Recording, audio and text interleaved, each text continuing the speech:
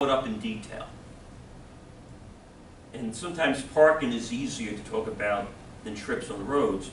But I was the one who designed this chart on 43. Sometimes your job as a real estate professional is to help your engineer dummy it down, help your architect dummy it down. They're all gurus, eggheads, they know their stuff, but you've got to communicate it to grandma. Look at this chart here. Everyone says there's not enough parking.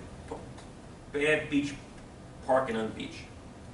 I try to make it simple. I said, look, the purple at the bottom is always going to be there for the residential people. The blue is always going to be needed as a minimum for certain, guaranteed no matter what. That's my fixed parking. Then I showed, based on a parking study that we did of actual parking counts, the graph that showed even at the height of the day, around dinner time, I still will have enough parking. This allows me to go to elected officials and say, look at this chart. This is, they can remember that, okay, you had enough parking. Now the way the game works, this public meeting was 2 nights ago. A month ago, I know because I've seen all the records of the lobbyists, because you have to register as a lobbyist. They all went in to talk to them.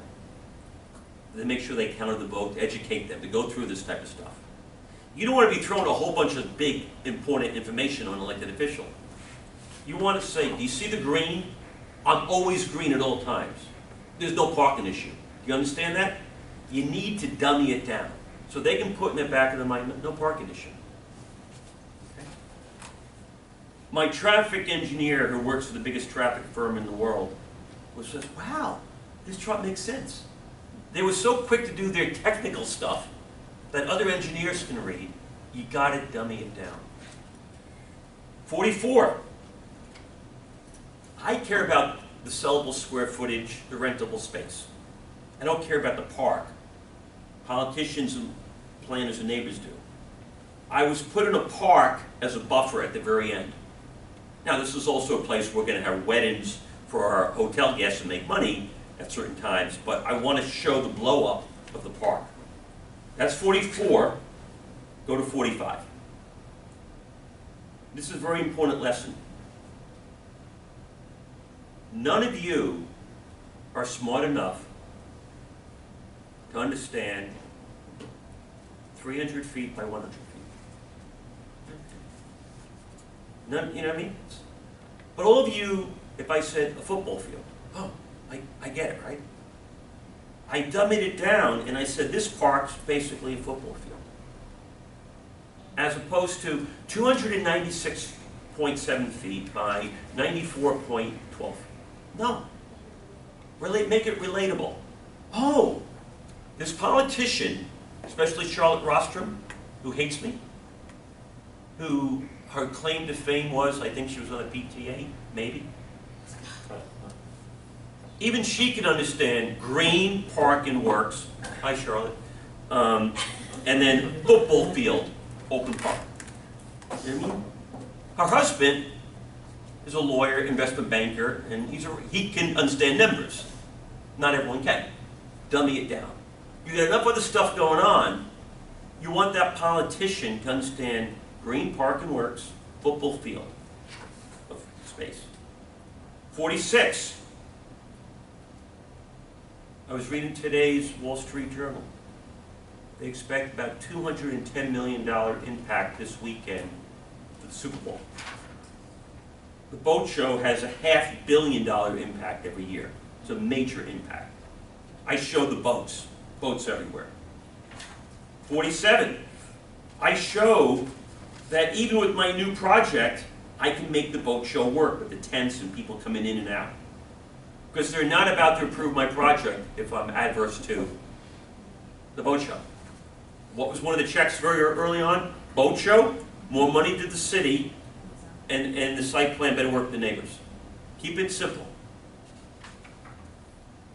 48 shows the different phasing of the time of the boat show. This is a little bit more technical. I usually don't put this kind of technical stuff, but I knew I had to show the people that even as I built all this stuff, the boat show was not going to go away, because that was an overstarter. Now my land planner's done. Now I bring my land use lawyer on. He's one of the rock stars nationwide. And I let him, and he's trying to create a record.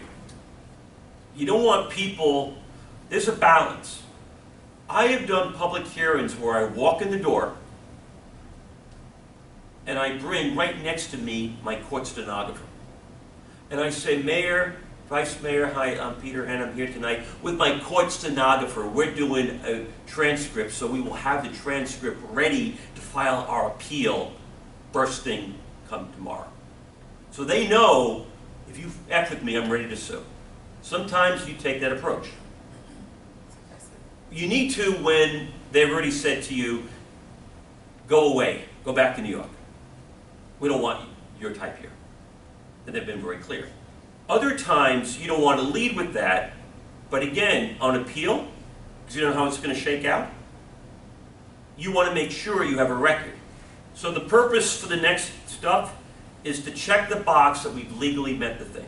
Look, there's certain politicians, and I don't think any of these 5 in Fort Lauderdale this way, there's certain politicians in Miami-Dade County and elsewhere that will meet with me, say, yeah, we love your project. And if someone, the day after that, shows up with a bag with green stuff in it, okay, it's a no vote. That's just, wake up. You'll never know about it, but it's how it's done. Page 50, we talk a little bit about the plan unit development, and we're saying the only way to attract this great thing is through the plan unit development. That's where we throw the zoning code out. That's why if you go to page 51, this is the picture tells 1,000 words. The zoning code for this property doesn't meet anyone's goals and objectives. Let's throw it out and let's start over. Now, let's not do 51. And I go to 52, where it shows the before and after. It shows what we can have with the plan unit development approach, or do you want the site plan approach? If you want the benefit of the park and the walkways and less concrete, then you have to approve my PUD. Go to page 54. This is the phone book that we created to submit to the city attorney that documents everything that we've done. So the lesson for you to learn here as non-lawyers is this. If you are asked to develop a Starbucks in Boca Raton or elsewhere, and the neighbors don't want the Starbucks for whatever the reason, and you think there might be some problems, and your boss comes back to you and says, gee, I gave you a budget of $25,000 to try to get this thing approved, and you spent $49,000, almost double. Why? Well, you really wanted to be here. I made sure we had the proper stuff in the record, that we met compatibility. I needed to get a land planner to work on the lights and the noise. I had to do the right stuff. And this is the right stuff. This is basically me saying we checked the boxes, but it's got to be submitted to the government. Because if litigation happens, all the judge does is look at what you put into the record. So if you watch the mayor during the public hearing, he gives people 3 minutes to speak. Sometimes they ding, ding, ding, your time's up. They got their speech. Mayor says, look, we'll take your speech and put it into the record. That's the stuff that gets there. So that's why we did this. 55 was a letter that I did. Don't know why I did this at the time. Oh, it was just my submittal of the compliance matrix. Let's skip that. But go to page 56. Learn to read the zoning code, even if you're not a lawyer. It's written by lawyers for non-lawyers to hopefully read. We're trying to do a rezoning. All of you have a college degree, working on a master's degree. These are the 3 things that I must have to get my rezoning approved. If I don't have these 3 things, I can't get it approved. Okay? It's like a cake. You gotta have flour, you gotta have sugar, you gotta have eggs, you gotta have milk, you gotta have frosting, and little colored sprinkles. If You don't have them, you can't have a cake. If you don't have the flour or the sugar, it doesn't work. You need them all. I list the three things, and I put a check mark. So I'm psychologically telling the elected officials, you wrote the code, I've complied with your code. Boom, boom, boom. That's why this is here, 56. 57, even more detail. That was for a rezoning in general. Now I want to go to your plan unit development. You have criteria. A through H in blue ink is your zoning code. Red ink is me saying I've met your zoning code, and the check's there as well. It's a pretty stay-in-the-box linear thing. Okay? 58. This is critical. This is where you've got to use a little bit of negotiation. Every project is going to have adverse impacts. Remember we said public health, safety, welfare, public nuisance? The goal is to mitigate my impacts. Look at number 4, noise control. What I've learned, noise travels across water. They don't want rock and roll bands there on a Friday, Saturday night at 2 in the morning. We agreed to limit that. We have restaurants there, but we're not going to have it say, Miller party for 4, tables ready, screaming over a loudspeaker. Noise control. Uses in the park. They didn't want rock concerts. They didn't want to have big lighting. So part of the deal, and if you notice, even this developer, they work with staff to come up with the conditions. You want to agree to those conditions. And you can see that Robert Lockery forgot to mention it, and then he remembered. You always want to be able to say, Mayor, Vice Mayor, Commissioners, your staff has come up with 15 conditions. My case was 31 conditions, I think. We've worked with them. We agree to the conditions. It makes you look like a good person. It takes a lot of the wind out of the neighbors. So when the neighbors complain about this, you say, wait a minute. We've worked to mitigate that through conditions. Now, ideally, I'd like to be able to tell staff to go to hell. I don't want no conditions at all, but then I don't get a positive staff report, and nothing happens. Conditions are very important. 59. I'm talking about I meet the number of trips on the road, and from a traffic concurrency point of view, I'm going to mitigate my impacts on an impact fee of $1,200.88 per trip. So I'm saying I will be spending over $700,000 in traffic impact fees to help road improvements and buses and other stuff. But you see the checks once again. The rules, I've met them. This is one of my most favorite slides. The next one, Keith and Schnars. I'm the developer. I pay fees to the city to review my plans. I hired Tim Lee Horn, which I think is the best traffic engineer firm in the United States. The city of Fort Lauderdale, no disrespect, doesn't really have the skill set to be on par with my traffic engineer. They really don't. So what they do, they go hire their own consultant, but I pay for it by reimbursing the city to review my consultant. The city hires Keith and Schnars, another engineering firm that's a traffic division. I put this letter in here, and I say, Mayor, this isn't my consultant, this is your consultant.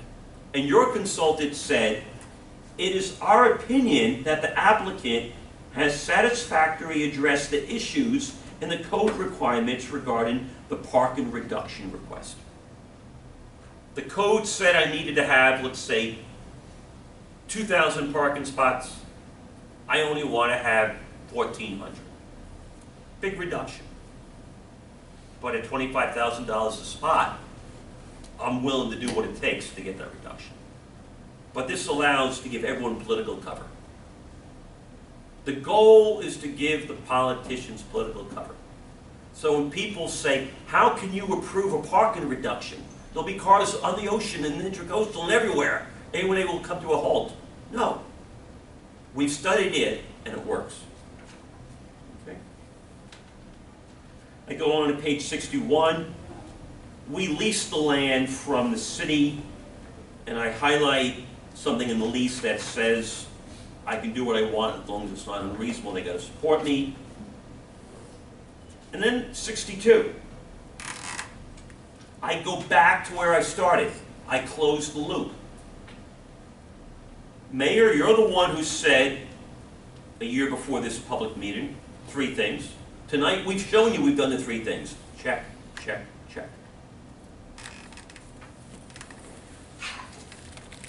And then I just go through a whole bunch of other technical stuff to try to close it up. 66, I kind of like use their symbol that we're good for the entire city. 67 is another money shot. I think I told you this. We stop the PowerPoint presentation with this picture on the screen. Now city staff gets up. They go through a couple of things, less time than I went through. Then they open it to the public. So when every person comes up to complain what a bad project I am, there's this beautiful picture right in the background. Always make sure your money shot stays up there. Even if city staff does their PowerPoint, somehow get back to your money shot.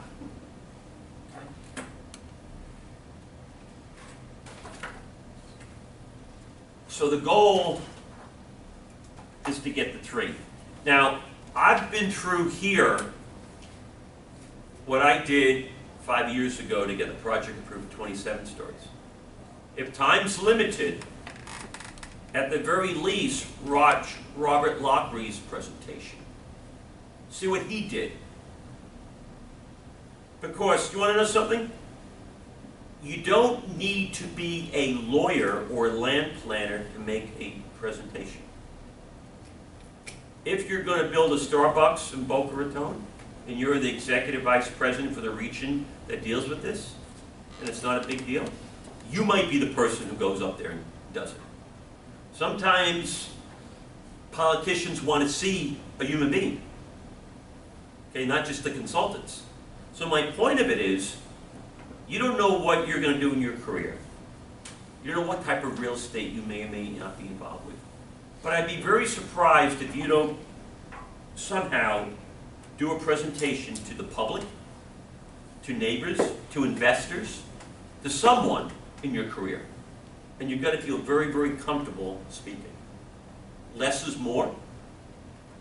I probably had more than I wanted, but I had to get stuff in the record to hit points. Okay? But, like I said, this is a $16 book. You can probably get it used on Amazon or whatever for $8. It's been around for 35 years. Sometimes it's okay to be the schoolyard bully, the tough guy, if you have that kind of power. And if I can take your lunch money and you can't stop me, I'm taking your lunch money.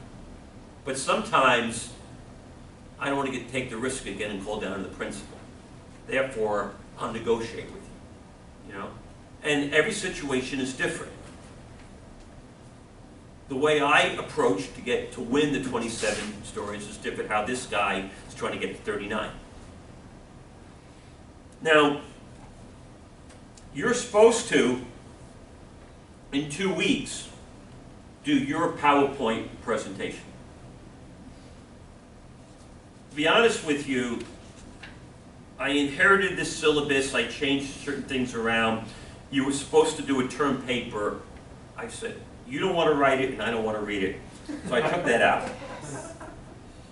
And that was on a 4-week Saturday thing. They had a term paper in there. But I kept more or less word for word the case study on page 3 of the syllabus. I added a little bit. It's really meant to be flexible, but I really need you to step up your game and focus on it. I need you to all feel comfortable that no matter where you might end up in your career, by understanding www.municode.com, you should be able to get the zoning code for most jurisdictions. And if that doesn't work, you go to their website where it's going to say Boca Raton Planning and Zoning Department. They'll have a link to it. So you don't need to go visit and order it. You should have access to it. You should all understand it starts with the comprehensive plan, the zoning, and other rules. So let me get an honest assessment. We're sitting here on session 5, February 4th. Am I going to be impressed in 2 weeks? If I'm not going to be impressed in 2 weeks, then it might make sense to switch session 7 and 8 around. But the only reason it would be worth doing that is if that gives you more time to really dig in, okay, and do your project, which I think is critical, because at the end of the day, when I sit down to judge you, it's a big chunk of your grade. And I need you to really do it. So we can, as a group, make that decision. Because what I'm doing next week,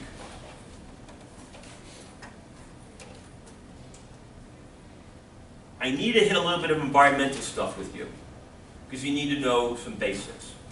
So I know that I've done the following. I posted about 3 weeks ago, I think, a chapter that I think is chapter 8, environmental policy. I think I highlighted it for you. Just read the highlights. The most important thing there is to know you're going to get hit in the eye by the federal, the state, the region, the county, the local. Environmental laws everywhere. You got to know some of the policies. We're going to go through a major case, New Hole Ranch. It's a 75-page case. You don't need to read the whole case. But at least read the first couple of pages to get the facts. That's the case where they told a 26,000 unit project can't build greenhouse gas issues. And I said to you in class, with the most expensive housing in the United States in California, and you just turned away 26,000 units, it seems to be counterproductive. So we're going to do a little bit of that, but I wanted to run through this. Okay? And if we run through this, my goal is for you to say, wow, I know that. Wow, we covered that. Yeah, that makes sense.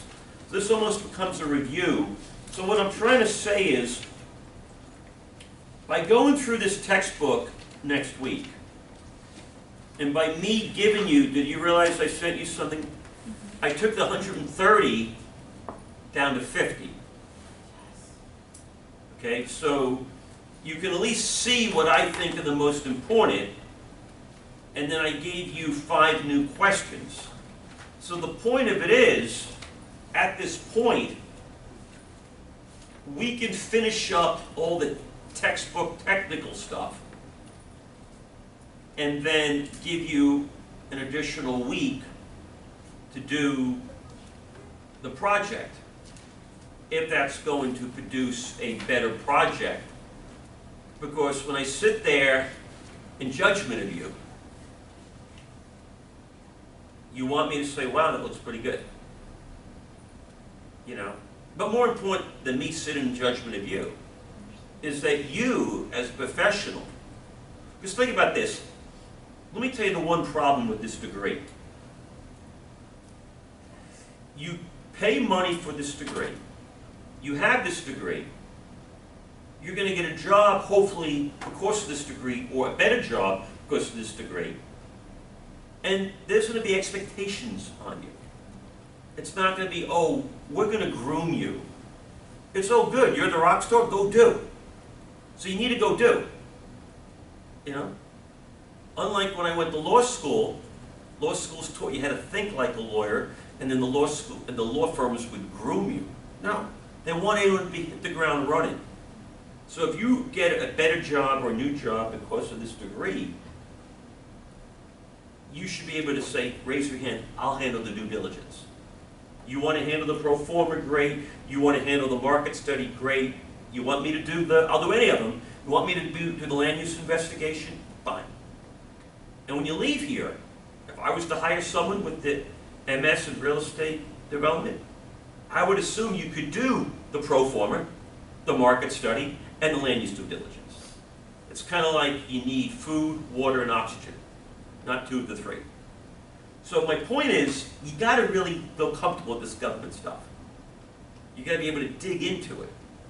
And I'd rather have you make the mistake in class about not flipping the page and realizing, even though Boca Raton B1 allows a car dealership, but the code itself gutted it out, you need to dig into this. So you tell me how you want to handle the last 2 weeks. Do you want one more week for the case study, and we finish up the textbook and the review the week before?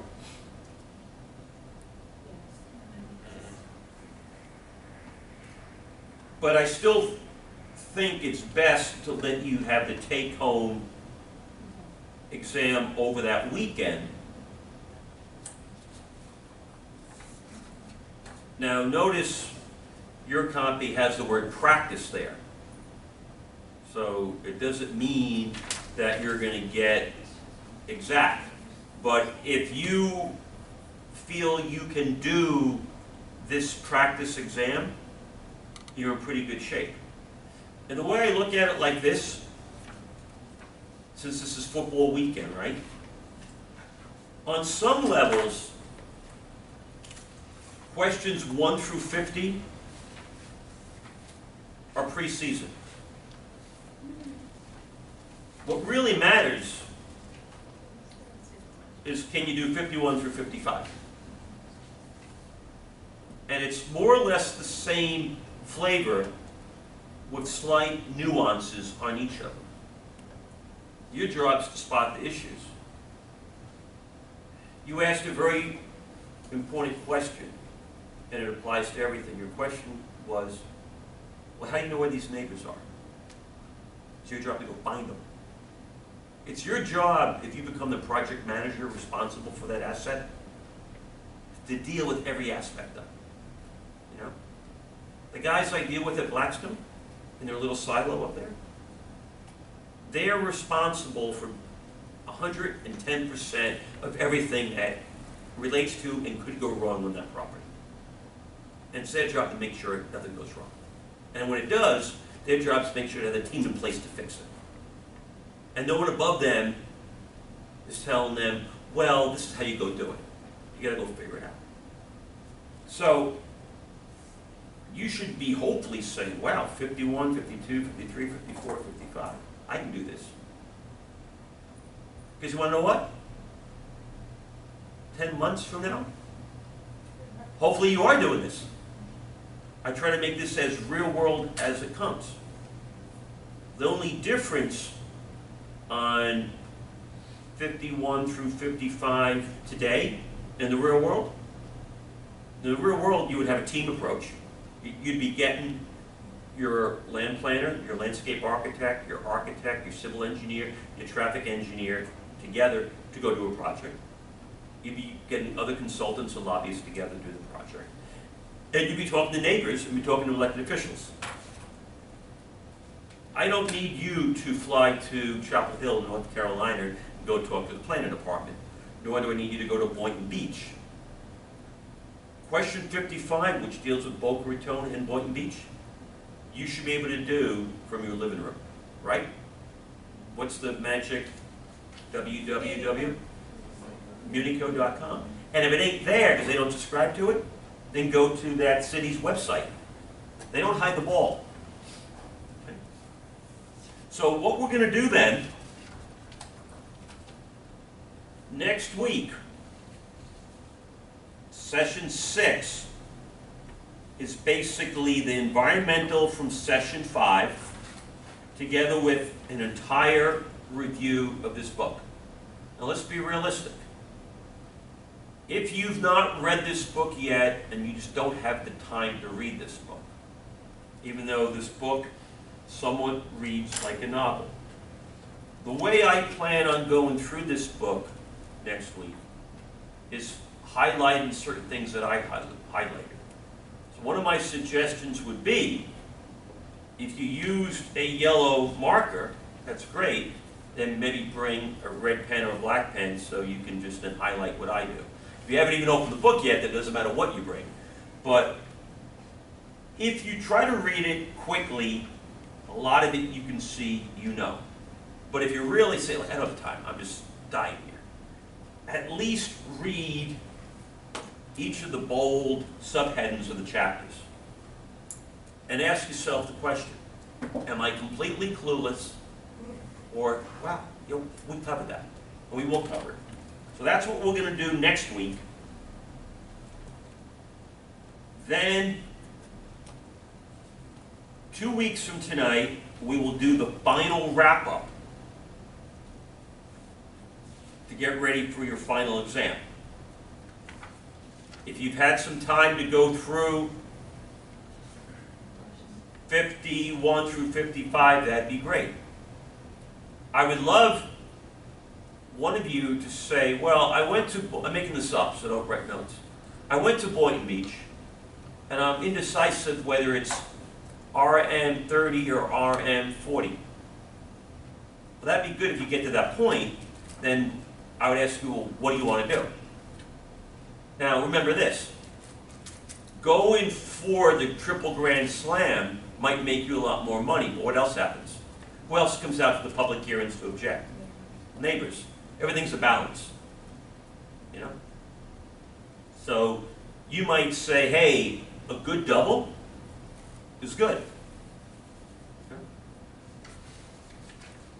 And you might get creative on 55 and say, well, he wants us to do some high-density rental apartments, but I thought he told us on question 51 that thing called smart growth, where we do mixed use, where maybe we also have some retail and restaurants on the base, and we make it more like a miniature Mazda Park with the stuff. Well, that would work at the Boynton Beach property because it's big enough. It wouldn't necessarily work completely at the Boca Raton A1A, but it could have something. But the point of it is, 50 through 51 allow you to start to put aside the market study and put aside the pro forma. But it allows you to start to be a little bit creative and deal with, it's almost like I'm giving you a piece of white paper. I don't want you to color it in yet, but I want you to at least create the framework of a coloring book with the black pen of what could be there based on the government. Then start to say, well, can we get creative and color it in? What all of you should be doing the following. I think I've asked you to look at Chapel Hill, Boynton Beach, Weston, and Boca Raton, 4 jurisdictions. You should be looking for a planned unit development. You're not going to find it in Fort Lauderdale anymore, because after I did my project, they changed it to innovative development. Same thing, different label. But maybe what you have to do is find a release valve. Gee, we want to do something better. Can we do it through a planned unit development approach?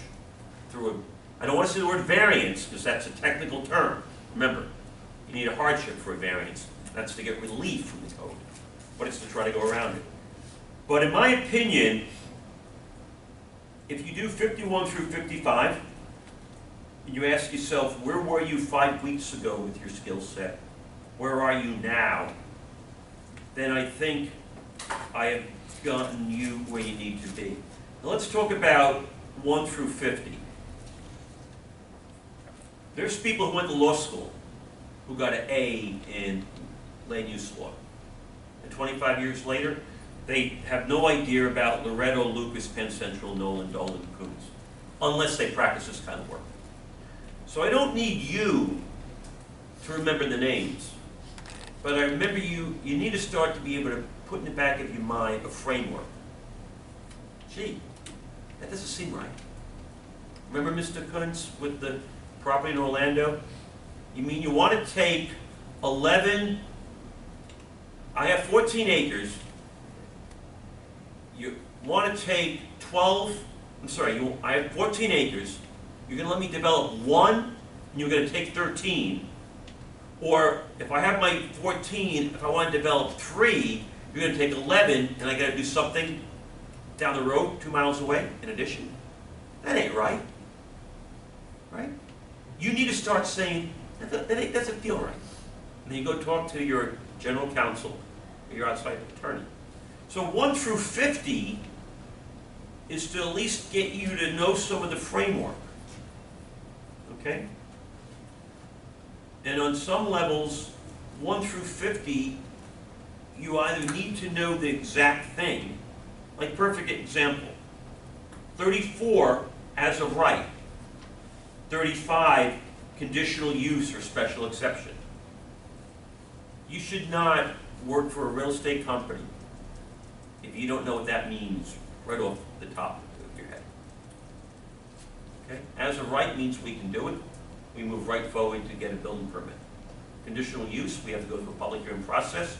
We have to show the government we've met certain conditions to mitigate, probably traffic, lighting, where the dumpster goes, other things like that.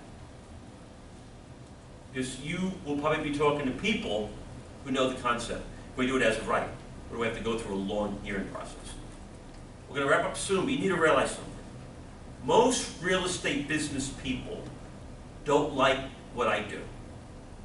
Most business real estate people would rather buy an existing income-producing property, lower cost, increase rents, operate it, flip it, and sell it and make money, and never have to get involved with any of this land use stuff. Because it's dirty, it's hairy, it's complicated, it's expensive, and you don't know what's going to happen. Okay? But you need to at least know the framework. So, to wrap it up, I'm going to do the quick review. Next week, this book, Environmental. 2 weeks from tonight, we will do a review of the final exam to get you ready for it, everything that you know. And quite frankly, maybe I'll give you your final exam that night to take home.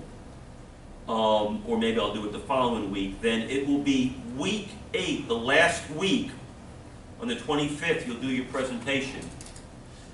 I know one of my friends in Palm Beach Gardens said he would come down. If the two of you can come down together, that would be great. If you wanted to be here, if that would be good. I defer that to you, otherwise we'll use technology for that. And then I will... Absolutely. Jason and myself will be there. Great, so that will be on the 25th, let him know. And then I will give you your take-home. And then I need it back that Monday.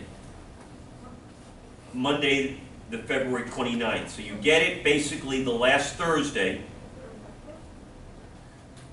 No, I'll probably email it to you. I don't do Blackboard, and the idiots here at Nova, I've been asking them for them. Can't you forward my Nova email to my other emails, because I don't know how to check it, and so far you won't do it, they haven't done it. You can do it. We can do it for you tonight. That'd be great. I have to get a new iPhone. I dropped it. You know? But the problem is I have 4 emails. Oh, okay. My goal is to let you spend that weekend, which I told you about. Okay? And if we go through a good discussion on 1 through 50, and I get a sense that you know what 1 through 50 is, we don't need to waste time with that. But my goal is to make sure that I can pass all of you along that I could see, this is the situation. I hate to give letters of recommendation, because I actually have to go type and do something. I'd rather just say, have someone call me, you know, it's easier for me. But my point of it is, if I'm going to give you a recommendation, I give 2 recommendations, basically. This is the framework. That person was exposed to what he or she needs to do. Too bad they don't have a law degree, because they could go work for Greenberg Traurig or Holland Ackerman, and they could actually be doing this at $400 an hour. They're that good. Or this person's a complete idiot. I don't know anything in between. You either meet the standard or you don't. So if you ever want me to recommend you, it better be Terry Stiles, the biggest developer in town, needs me to be his or her right-hand person. And can I do it? Yes or no? Not, well, maybe you should start at entry level. No. You either do all in, the chips, or go to Starbucks, you know. That's how I view the world. Because that's how I was. You know, you either meet the level, or you don't. I don't know that thing in between. My wife thinks I have issues, and I should probably work on that. You know, but that's how most people who I do business with. You're either top star, like what I said before, CB, RE, or JLL. Those are the brokers I deal with. If you're not at that level, then why am I talking to you? If you're not at one of the top 5 law firms, then why am I dealing with you? Unless you're someone like Robert Lockery, who was there and went on his own because he could make more money. Okay? I'm not going to do it with my brother-in-law because he happens to be in construction. No. If I want to do something in town, Terry Stiles or Coastal Construction. There's a who's who. And one of the things you realize, I don't know if you realize this yet, and I'll let you go soon. You should look at the board of directors, trustees for this department. Okay? Because those are the people who you should be knocking on their doors. Because those are the who of real estate here. You know? My brother-in-law in Dixie Highway with his pickup truck who can put up some drywall, make believe. It's not on that list. You know? Your goal should be to get to that list. You know? So that's what we're going to do. Please, if you have any questions on your project, reach out to me. But I really need to know that you can get a handle. Now look, in the perfect world, there would have been a project that's already been done that went through a comprehensive plan amendment, went through a rezoning, had a battle, did the site plan, and you could learn from every aspect. May not be necessary. The most important thing is you roll up your sleeves, you dig in, and you do something that you want to do. You're doing Baltimore because you might want to go back there. Great opportunity. Anything you wanted, you mentioned something down in the uptown Miami, anything you can do to realize, wow. And I know I oversimplify this. It's not just pro forma market study, land use investigation, but if it was, whatever you can do so I can make sure you understand the land use investigation. Because I can tell you this, no disrespect to most of the people on that board of directors, except for maybe 1 or 2 of the land use lawyers, they can't do it. But they know enough that it has to get done, and they know to have you do it, and when you do your report, they can understand it. Just like, I don't run pro formas. I tell people who do financial analysis for me to do it. But when they do their product, I can then read it. All of us have strengths and weaknesses, but you need to leave here feeling that all 3 of those things you can do. So I will see you next week. I'm giving you 1 hour and 45 minutes out to try to review the tape. So what I would do again, when they finally post the BHMR thing, look around 8 o'clock to 8:45 to watch the presentation by Robert Lockery, the lawyer, and then maybe go to the end where around 3 a.m. to 4:30, the commission spoke about it among themselves. Don't need to watch the whole thing, you just touch and feel it. But I think it'll give you a very aha moment. So use the time, drive home safe, be well. Bye in Palm Beach Gardens. Look forward to meeting you live in a couple of weeks. My pleasure.